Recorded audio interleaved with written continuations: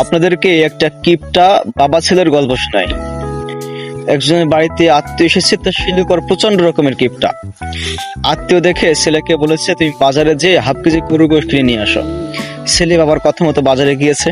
কিছুক্ষণ পরে ছেলে খালি হাতে ফিরে চলে এসেছে। বাবা বলল যে, কি রে, গোশত নিয়ে আসিসনি কেন? তখন ছেলে বলল যে, গোশতওয়ালার কাছে গেলাম, বললাম হাফ কেজি গোশত দেন। তো ওই লোক আমাকে বললো যে, তোমাকে আমি এমন গোশত দিব যে গোশত খেয়ে মনে হবে তুমি মাখন খাচ্ছ। ভাবলাম গোশত না নিয়ে আমি মাখনই নেব। তো মাখনের দোকানে গেলাম, মাখনওয়ালাকে বললাম হাফ কেজি মাখন দেন। সে লোক আমাকে বললো যে, তোমাকে আমি এমন মাখন দিব যে মাখন খেয়ে মনে হবে তুমি মধু খাচ্ছ।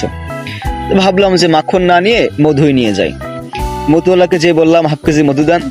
তখন মধুওয়ালা আমাকে বলল যে, তোমাকে এমন মধু দিব যে মধু খেয়ে মনে হবে তুমি কাঁচের গ্লাসে স্বচ্ছ পানি খাচ্ছ। তখন চিন্তা করলাম যে আমার বাড়িতে পানিও আছে, কাঁচের গ্লাসও আছে, তাহলে আমি ফাও ফাও টাকা নষ্ট করে কেন মধু কিনতে যাব? তাই বাড়ি চলে আসলাম। তখন বাবা বলল, সব ঠিক আছে, তুই যত ঘোরাঘুরি করলি, হাঁটাহাঁটি করলি, তো জুতো ক্ষয় হয় নাই? তখন ওই ছেলে বলল যে, বাবা জুতো তো আমি আমার জুতো পরে যাই নাই, আমি পরেছি আত্মীয়র জুতো, মেহমানের জুতো পরে গিয়েছিলাম। তখন বাবা বলল, চমৎকার, বাপ কা বেটা।